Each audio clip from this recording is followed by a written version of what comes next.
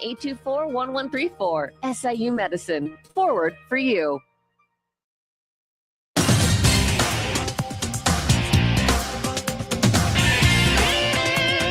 WTIM. Good morning, Central Illinois, and welcome to the WTIM Morning Show on your information station. The show is sponsored by People's Bank and Trust, where they put people first, and Landmark of Taylorville. I'm your host, Reed Kamai, and in this interview, we're talking all things brunch. April is National Brunch Month, and here to talk about this portmanteau-titled meal and much more is Monica Nyman, a registered dietitian and senior nutrition educator with the St. Louis District Dairy Council. Monica, thanks for coming on this morning. Of course. Good morning. Yeah, good morning. First, just talk a little bit about the history of brunch and how we came to celebrate it this month and now.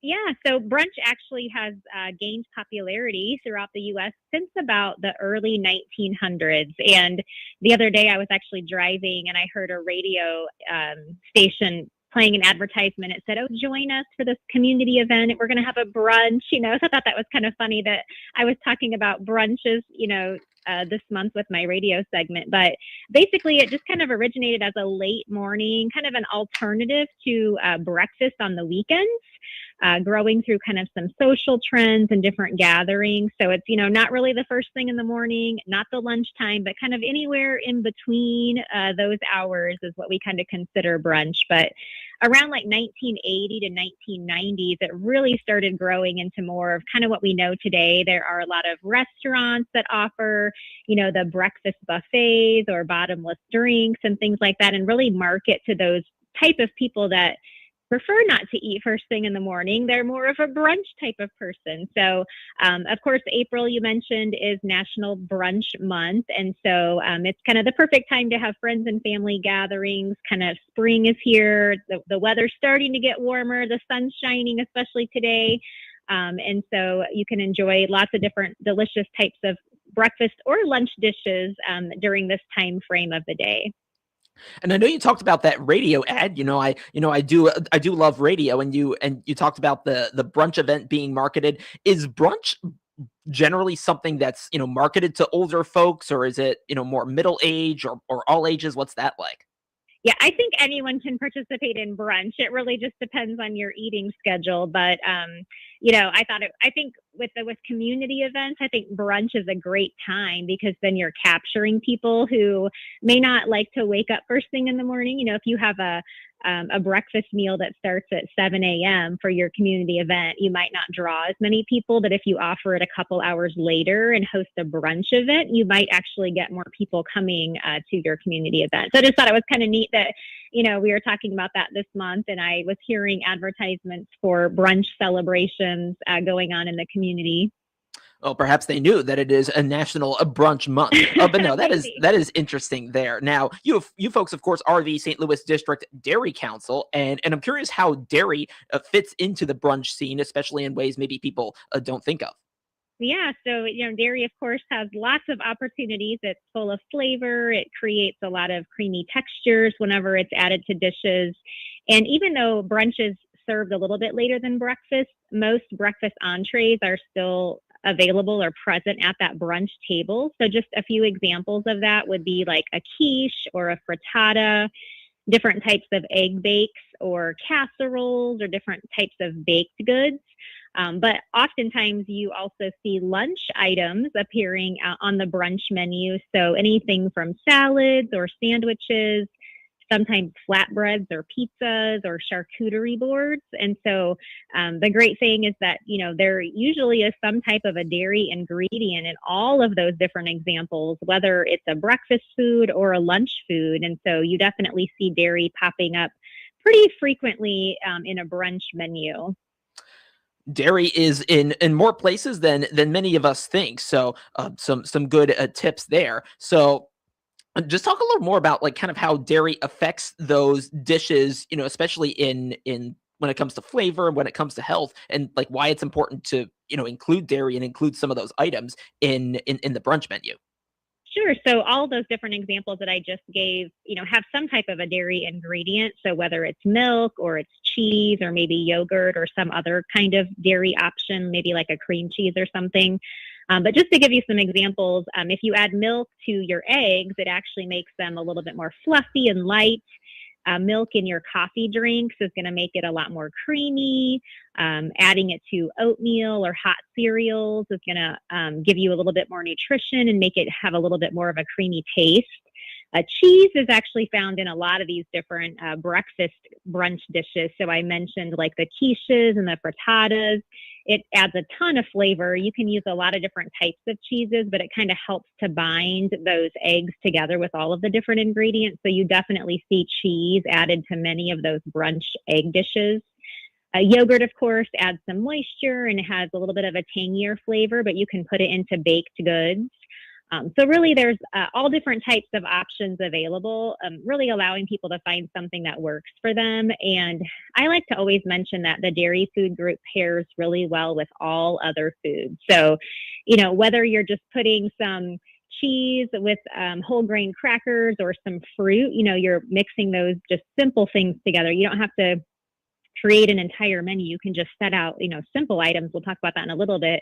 But the dairy food group is going to pair with all the other types of foods that are at the grocery store. And so that's a really great thing about the dairy food group. I find it quite fascinating how, these foods, especially the dairy products like you were talking about, how they work kind of physically with other parts of these various recipes just to kind of make it, physically work together. And, it kind of helps me realize, part of why it's added in, and also because I personally think it tastes a lot better. And then there are, I would imagine, a lot of nutritional benefits. What can folks expect in those terms when adding, dairy products to these brunch recipes? Sure. So, with the dairy food group, and if you've listened to my interviews before, you've probably heard me talk about all of the different nutrients that are in specifically milk, cheese, and yogurt. But if you're adding milk to your dishes, so as an example, if you were putting it into the creamy oatmeal or adding it to your eggs, milk actually has 13 different nutrients that are essential for our bodies that we need to have our bodies working properly every single day. So calcium, vitamin D, and phosphorus, all of those help to maintain our bone strength. But dairy also has protein, and that's really important because it helps keep us fuller for longer. It kind of provides that satiety and also helps build and repair muscles. And so there are some certain populations that might not be getting enough protein in your diet, but the dairy food group does offer that. And the other neat thing about the dairy food group is that there's several different nutrients that Americans do not get enough of. And these have been identified over the years. There's 4 of them. Excuse me. 4 nutrients of concern is what we call them: calcium, vitamin D, and potassium. And those are all found in the dairy food group. Now, the last one is fiber. So people do not eat enough fiber, but if you're pairing your dairy with fruits, vegetables, and whole grains, those foods do offer fiber. So it's kind of like a packaged bundle. If you're eating dairy with some fresh fruits and vegetables or whole grains, then you're actually getting in all 4 of those nutrients of concern that have been identified that Americans don't get enough of. Well, it sounds like brunch, checks off a lot of those boxes that Americans need and that people need to be well nourished when it comes to their food consumption. So brunch, sounds like the way to go in that respect. I've been talking with Monica Nyman, senior nutrition educator with the St. Louis District Dairy Council. Let's take a break, because when we come back, we'll talk a little bit more about those brunch entrees and plenty else, all things related to brunch, right here on the WTIM Morning Show on your information station. Your information station, WTIM. Hi, this is Carl Krumsick. Why do you need a monument? It's a place to visit, to remember, and to begin healing. At Krumsick Monument Company, we're locally owned with low overhead, so families can honor their loved ones without overspending. We offer complete services of cleaning, resetting, and adding death dates. Let us design your legacy in beautiful granite. Call 217-825-5197 for an appointment. Krumsick Monument Company, 114 North Webster Street, Taylorville, Illinois. At Taylorville Estates Assisted Living, we take fun seriously, but we also take care seriously. Here you get the support you need without giving up the life you love. From help with daily tasks to delicious meals prepared for you, assisted living means less stress and more freedom. And when you're ready for some fun, we've got games, crafts, outings, exercise, and activities for every interest. Discover how easy and joyful life can be with the right support. Come visit Taylorville Estates Assisted Living. Call today to schedule your tour. Hi, I'm Mark Sanders, and I'm your longtime host, interviewing Shelbyville and Shelby County community and business leaders every week. For some 10 years, WTIM, your information station, has originated its Friday morning show live from our downtown Shelbyville studios. Tune in on AM or FM or online every Friday from 8:40 to 10, brought to you by these great sponsors. The Sarah Bush Lincoln Shelbyville Clinic and its network of specialists throughout Central Illinois is proud to be the title sponsor of the WTIM Shelbyville Morning Show each week. I'm Police Chief Andrew Pistorius with the Sullivan Police Department, here to talk about a topic no one wants to discuss, depression that many times leads to suicide. When a person is going through such feelings, many times family and friends don't know how to help. But there is help. If you feel depressed or lonely, there are many resources to help you. Call a trusted relative, friend, or minister, or call the Suicide Prevention Lifeline toll-free at 800-273-TALK. That's 800-273-TALK. All of us are here to help. If you're 40 and over, you'll recognize these artists by their first names: Frank, Dean, Sammy, Andy, Nat, Diana, Michael. Well, here's the big news. You can now hear Central Illinois' largest music library with over 3,500 songs on air and online at 965thechill.com. Tune in on the FM dial in Christian County and on your computer or smartphone. Hear these great artists and many more 24 hours a day, 7 days a week on 965thechill.com. Hi, this is Will Perkins with Taylorville Community Credit Union. Find out about all the products and services we provide by clicking our icon at TaylorvilleDailyNews.com. At Taylorville Estates Assisted Living, life feels lighter with helping hands always nearby and activities that bring people together. Every day offers comfort and connection. From shared meals to shared moments, it's a place that feels like family. Discover the joy waiting at Taylorville Estates Assisted Living. Click their icon at TaylorvilleDailyNews.com. WTIM. Welcome back to the WTIM Morning Show on your information station. The show is sponsored by People's Bank and Trust, where they put people first, and Landmark of Taylorville. I'm your host, Reed Kamai, and I've been talking with Monica Nyman, a senior nutrition educator with the St. Louis District Dairy Council, and we've been talking all things brunch, as April is National Brunch Month. So I'd love to talk a little more about that. So, we talked about some brunch foods that have a dairy in terms of like other entrees that listeners can kind of create or look for that contain dairy. Monica, what should listeners know about? Yeah, so these are just some examples of things that you can make at home if you like to cook that kind of go perfect with the brunch edition. But the first one is cottage cheese pancakes. This is a recipe that we have had around the St. Louis Dairy Council for a while. I actually have made these so many times at my house that my 16-year-old told me he's getting burned out. But these have cottage cheese, and then your basic pancake ingredients: milk, eggs, flour, oil, sugar, vanilla, baking powder. But they're protein packed because of the cottage cheese. And you can top them with fresh fruit or yogurt, nuts, or honey, things like that. Quiche is something that I mentioned earlier. The staple of quiche is really eggs and milk or cream and cheese, but then you're going to add some different vegetables to it. So you can put sun-dried tomatoes, onions, spinach, things like that. And you bake that inside of a flaky pastry crust or a pie crust.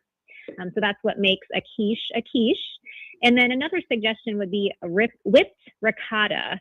And so this is something a lot of people don't think about, but if you take one of those containers of ricotta that you buy at the grocery store and you put it in your food processor, you add a little bit of olive oil and lemon juice and a pinch of salt and process it for about 1 to 2 minutes, it actually becomes really creamy and smooth.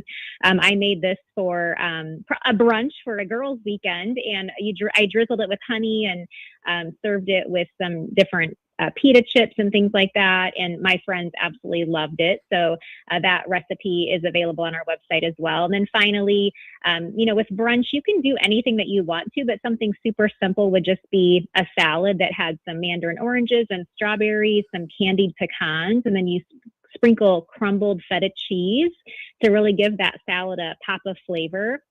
And so that can be a great addition to your brunch as well. Again, including some type of dairy as an ingredient.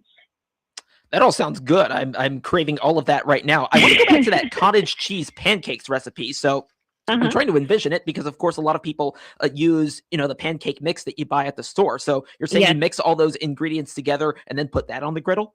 Yeah, so I just put it in my food processor. So the cottage cheese, milk, eggs, flour, oil, sugar, vanilla, baking powder. So just those basic things that people have in their pantry. Put all that in your food processor and just spin it for a couple minutes, and it kind of purees that cottage cheese. So it makes kind of a thick batter, but it just looks like a pancake batter. And then I just cook them on my griddle. So that has been a family favorite ever since we actually discovered this cottage cheese pancake recipe. But as I mentioned, my son said, "Mom, you're making these way too much, and I need something else for breakfast." So we're pausing on the cottage cheese pancakes right now, but I'm sure they will be coming back. All right. So that plan's in the works, and I look forward to hearing about when that comes back. Now, a lot of great recipe ideas. Sounds like they take some time, though. Some folks don't have time. I can relate to that. Any simpler ways to include dairy in brunch? Absolutely. So if you're just making a batch of scrambled eggs, you can add some milk into those, sprinkle those with cheese, or make just a basic breakfast casserole that just, you basically throw everything into the pan and bake it in the oven. And that's usually going to have some type of a cheese or a milk in it. Yogurt parfaits are an awesome addition to any type of brunch, kind of for a grab and go option, but you can also just set out a yogurt bar. Maybe grab a couple different types of flavored yogurts. You can have some fresh fruit like strawberries or blueberries, maybe different types of nuts, walnuts or pecans, and then add a little bit of granola or honey. So it's kind of like a yogurt parfait bar, if you will. That can be as simple as you can get for your brunch buffet. But another really easy idea is just a charcuterie board. You can pick whatever kinds of cheeses you like, add some fruits, some nuts, some breads on there, maybe some meats like pepperoni or salami and some crackers. That's super easy to pull together. And then your guests really enjoy that because they can kind of pick and choose the different things that they like, and it offers variety, and it's also delicious. And then finally, if you want to do a coffee bar, of course, you can offer different types of milk for that to make lattes or cappuccinos, different types of flavorings. So they make a lot of flavored coffee syrups that make those taste really delicious. So that's just another idea. Again, getting milk into that coffee drink is kind of just a avenue for nutrition for that type of beverage. All right. So a lot of simple ways to incorporate brunch into our lives and bring some folks together for that. Monica, we've got a little under 2 minutes to go, and I'd love to give you some time to at least briefly tell us about this month's recipe of the month. You folks do a recipe of the month, and it's a Central European style crepe. Talk about that. Yeah. So these crepes, they have a really fancy name, palichinka, and they're a delicious addition to your brunch table. We actually have an employee that has, her husband has family in Croatia. So she came up with this recipe for us. I'm sure she has had delicious crepes when she has visited over there. But a crepe is basically a very, very thin pancake. Okay. So the ingredients for this recipe are going to be the same as a pancake. You're just making it a lot thinner. So if you think about eggs, canola oil, milk, flour, salt, water, a little bit of butter. The difference between these and pancakes are that, number one, you're making them a lot thinner, and you're also putting toppings inside, and then you're rolling them up. So if you think about different types of spreadable cheeses, like a cottage cheese, you can actually puree that in the food processor to make it a little bit smoother. Ricotta cheese can go in there. You can also whip it. Mascarpone, which is kind of like a cream cheese. You can also use a really thick Greek yogurt. I think vanilla, thick Greek yogurt is delicious in a crepe. And then you can top it with berries like peaches, berries or peaches and different fresh fruits and things like that, maybe a sprinkle of powdered sugar on there. So it's just kind of a fancier pancake served in a different way because, again, you're packing that full of things and then you're rolling it up. Yeah, no, thank you for sharing that, Monica. I've got to cut it off here. Monica Nyman, Senior Nutrition Educator with the St. Louis District Dairy Council. Monica, thanks for coming on this morning. Of course. And thank you for listening to the WTIM Morning Show. The Big 870 WTIM Assumption Taylorville. 96.1 FM Taylorville. 107.5 FM Shelbyville. 107.9 FM Pena Nokomis. Breaking news this hour from Town Hall. I'm Rich Thomason. Secretary of War Hegseth says President Trump could have crippled the entire Iranian economy in a matter of minutes, but chose mercy when he agreed to the 2-week ceasefire and further negotiations. The War Secretary's take is echoed by Vice President Vance. What the president has also shown is that we still have clear military, diplomatic, and maybe most importantly, we have extraordinary economic leverage. So the president has told us not to use those tools. He's told us to come to the negotiating table. But if the Iranians don't do the exact same thing, they're going to find out that the president of the United States is not one to mess around. One key aspect of the ceasefire is Iran agreeing to allow ships to pass peacefully through the Strait of Hormuz. Also this morning, President Trump says the U.S. will be working with Iran to dig up enriched uranium buried by last summer's airstrikes. And Mr. Trump, while not mentioning China or Russia by name, threatens punishing tariffs against any nation that tries to rearm Iran during the ceasefire. Israel says the ceasefire is not stopping it from attacking terrorist targets held by Iranian proxies in Lebanon.